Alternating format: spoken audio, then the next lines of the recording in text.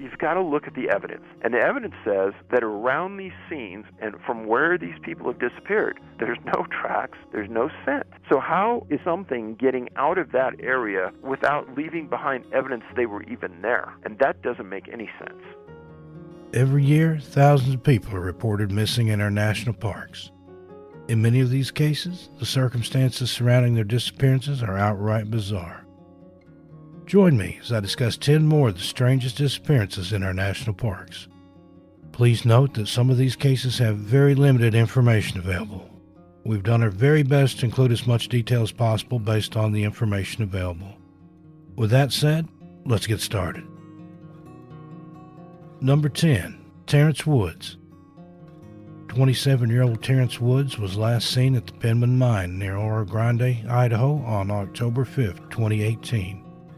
At the time of his disappearance, Terrence had been working with a British film crew on a documentary about abandoned gold mines in Idaho County. According to the film crew, Terrence had been acting strange on the day he disappeared. Terrence was last seen when he suddenly jumped off a steep drop and started running away. Some members with the film crew tried to run after him, but they quickly lost sight of Terrence, and their efforts to locate him were unsuccessful. The sheriff's department took immediate action and had crews searching from the air and ground. Despite an extensive search and expanded search area, Terrence remains missing. Number 9, Connie Johnson. 76-year-old Connie Johnson, along with her border collie Ace, were last seen on Fog Mountain near Big Rock, Idaho on October 5, 2018. The area of Fog Mountain is very remote and is only accessible by horseback or by foot. Connie was a cook for the hunting campground, and she had arrived early to the campsite prior to the other hunters. The last communication with Connie was between a group of hunters who were traveling to the remote campsite. When they made radio contact with Connie, they were unable to understand what she was saying. When the hunters finally arrived to the camp the next day, they were unable to locate her. Connie was a well-trained outdoors woman who had previously worked as a U.S. Forest Service ranger, and she frequently led young people in groups on tours of the backcountry. The Idaho County Sheriff's Office was notified and search efforts were organized. In addition to Idaho County personnel, the Forest Service, the U.S. Air Service, and backcountry rescue helicopter assisted in the search. The search was called off on October 16, 2018. 3 weeks later, Connie's dog Ace turned up at the Moose Creek Ranger Station around 15 miles from the camp, but without Connie. As of December 2019, Connie remains missing and there have not been any updates. In a bizarre coincidence, Terrence Woods, who was mentioned prior to this case, went missing on the same day and just a few miles away from where Connie disappeared. Number 8. Floyd Roberts III. 52-year-old Floyd Roberts was last seen on June 17, 2016. Floyd became separated from a group of companions during extreme heat conditions at approximately 4:45 p.m. The group had planned a 9-day hike on the Shivwitz Plateau that would exit the canyon via Separation Canyon. He was last seen near Kelly Tank, heading towards Trail Canyon / 214 Mile Canyon in the Shanley Spring area, towards the river, but may have descended into 209 Mile Canyon. The National Park Service conducted a 6-day search effort, but found no clues to guide them on a direction where to continue searching. Floyd's friends and family members have also conducted searches for Floyd, but their searches yielded no new information.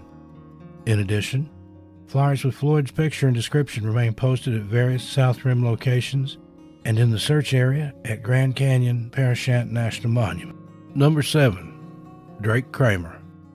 21-year-old Drake Kramer was last seen on February 1, 2015, in the vicinity of Bright Angel Lodge on the south rim of the Grand Canyon National Park. Drake stayed the night as a guest at the Bright Angel Lodge and checked out the next morning. Prior to Drake's disappearance, he sent his family a bizarre text message that stated he had to give his body to Mother Earth. Drake's parents believe that the text message may have just been a reference to a need to escape to the outdoors. It was very unlike him to travel to the wilderness alone, but he had been to the Grand Canyon area 2 or 3 times before. However, he was very experienced in the outdoors. Park rangers, search and rescue teams searched the South Rim area from Hermit's Rest on the west side to Grandview on the east for around 6 days. The Park Service said, quote, "Teams of searchers have walked miles along the canyon rim, searched heavily forested areas, utilized dog teams, performed several over-the-rim technical searches, and conducted multiple aerial reconnaissance missions to support ground searchers, end quote. But the search was to no avail. Despite nearly 5 years later and continued searches, Drake remains missing. Number 6. Morgan Heimer. 22-year-old Morgan Heimer was last seen on June 2, 2015, in the vicinity of Pumpkin Springs in the Grand Canyon National Park. At the time of his disappearance, Morgan was working as a commercial guide for a rafting company. The group was on day 6 of an 8-day trip on the Colorado River when he went missing. A member of Morgan's group stated that he last saw Morgan standing at the river's edge. He said when he turned to face Morgan moments later, Morgan had simply vanished. Park rangers and search and rescue teams searched the river and the land around Pumpkin Springs, followed by an extended search to Diamond Creek, about 12 miles west of Pumpkin Springs. All the members who were with Morgan's group were interviewed, but no new information came to light. Despite nearly 5 years later and continued searches, Morgan remains missing. Number 5. Jason Knapp. 20-year-old Jason Knapp was last seen in his residence in University Terrace Apartments at Clemson University in South Carolina on April 11, 1998.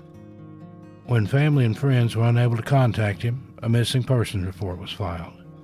10 days later, his 1990 white Chevy Beretta was found locked and parked at Table Rock State Park in Pickens, South Carolina, approximately 30 miles from Clemson University, in a very rugged area. Authorities found a receipt from a local Wendy's restaurant dated April 12, 1998 at 1:30 p.m. inside the car. Investigators believe that Jason drove to the park on April 12, but they are uncertain if he was alone. There was no sign of foul play at the vehicle's location. Authorities searched the surrounding terrain for 2 weeks and found nothing of interest. Jason withdrew $20 from his bank account on the day he disappeared. There hasn't been any activity on the account since then. He left behind most of his belongings, including his camping gear. He had planned to search for another apartment the weekend after his disappearance. Jason was an ROTC student at Clemson University at the time of his disappearance. He majored in mechanical engineering and was doing well academically. He is originally from Pennsylvania and graduated from Central York High School in 1996. Despite 3,400 hours of searching by volunteers and search and rescue professionals, including dog teams from North and South Carolina, Jason remains missing after 20 years. Number 4. Barbara Thomas. 69-year-old Barbara Thomas was last seen on July 12, 2019, while hiking in the Mojave Desert in California. Barbara and her husband Robert were hiking in the Hidden Hill area of the Mojave Desert, north of Interstate 40 and east of Kelbaker Road. Robert stated they were making their way back to their camper when Barbara walked ahead of him when he stopped to take a photo of a rock formation. Robert said he saw Barbara around the trail's corner, but a few minutes later when he rounded the same corner, he couldn't find her. He immediately got panicked and started waving his arms up in the air while calling out Barbara's name. He looked around the area and saw that she was nowhere to be found. Robert then called 911, and that launched a large aerial and ground search for Barbara. Search and rescue members from the San Bernardino County Sheriff's Department were deployed into the field with canine units. In addition, members certified in cave searches, rope climbing, and desert terrain ground searches were called in to search. After 14 days, the search was finally called off. Number 3. Samantha Sayers. 28-year-old Samantha Sayers disappeared on August 1, 2018, while on a solo hike on the Vesper Peak Trail in the North Cascade Mountains in the state of Washington. Samantha started the trail around 8 a.m. and was expected to be home by 6 p.m. that evening to check in with her boyfriend. The following day, Samantha's family filed a missing persons report. She was an experienced hiker and had hiked the Vesper area before. The search for Samantha was one of the largest and longest searches that authorities have undertaken in that area. After 3 weeks of continued search efforts, the search was officially called off. Search and Rescue Sergeant John Adams stated, quote, "We've exhausted all our leads and tips. We've interviewed every witness that has come forward and have double-checked every possible route that Samantha could have taken. If there was a place we thought she could get to, we put people there to look." End quote. Despite the extensive search, no evidence relating to Samantha's whereabouts have been found, and she remains missing. Number 2. Paul Miller. 51-year-old Paul Miller disappeared on July 13, 2018, in the Joshua Tree National Park in California. Paul was on vacation with his wife Stephanie to celebrate their 26th wedding anniversary. As they were getting ready to leave their hotel room in 29 Palms, Paul told his wife that he wanted to go out on one last hike in hopes of photographing some of the bighorn sheep that are native to the area. Paul left the hotel alone at around 9 a.m. and drove to the 49 Palms Oasis Trail in Joshua Tree National Park. Paul promised Stephanie that he would be back later that morning. Stephanie wanted to go with Paul, but due to time constraints pressuring them on their last day, she decided to stay at the hotel and pack. The couple had both hiked in Joshua Tree National Park one day prior to this and on previous trips to the area, so Paul knew the trails and area fairly well. When Paul hadn't returned by 11 a.m., Stephanie called park officials who began to search for Paul at approximately 12:30 p.m. Paul's rental car was quickly located at the 49 Palms Oasis trailhead, and his cell phone was left behind at the hotel. Despite an extensive search involving 600 people putting in over 6,000 hours, over 20 dog teams, an ATV search team, and helicopters, no sign of Paul has ever been found. Despite a large number of canine teams, the dogs are unable to pick up a scent. The search was scaled back on July 18th. Over 1 year later, Paul remains missing. Number 1. Devin Williams. The last week of May in the year 1995, a 29-year-old truck driver by the name of Devin Williams headed out towards California to make a delivery. Even though Devin had taken this route several times before, he would never make it back home. Devin would also leave behind a baffling mystery that goes unsolved to this very day.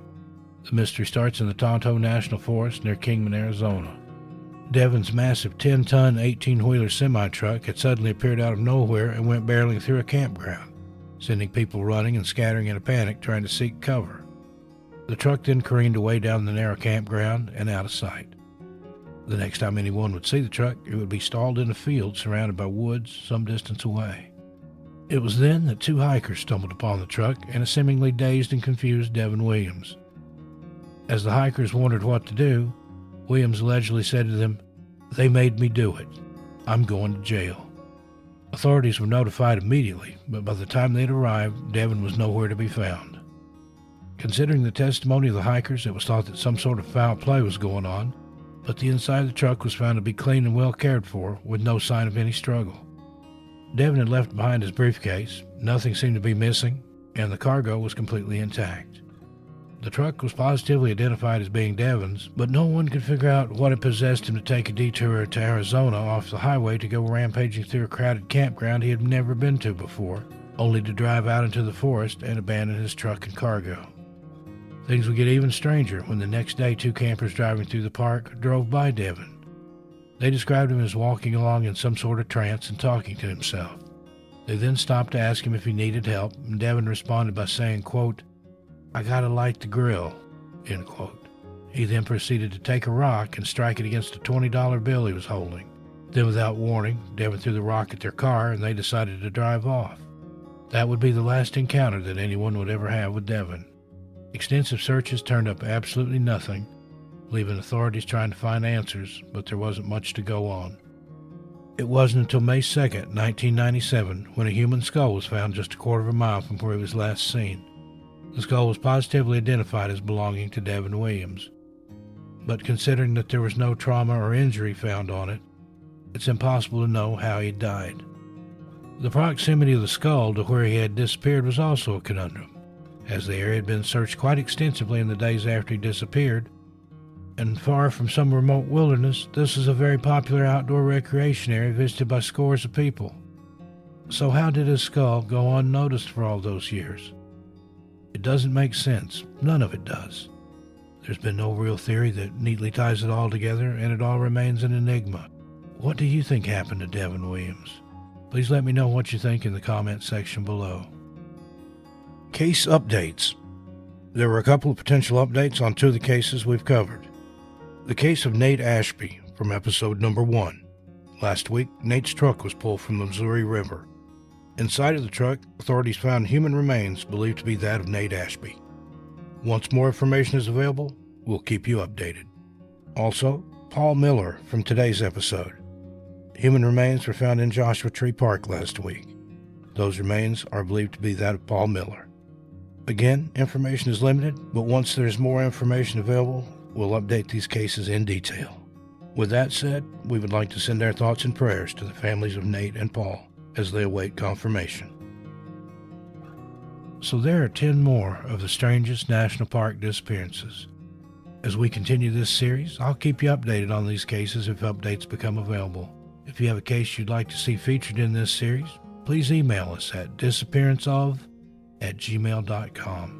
If you enjoyed this video, make sure you hit that like button and don't forget to subscribe. Until next time, take care of yourself and each other.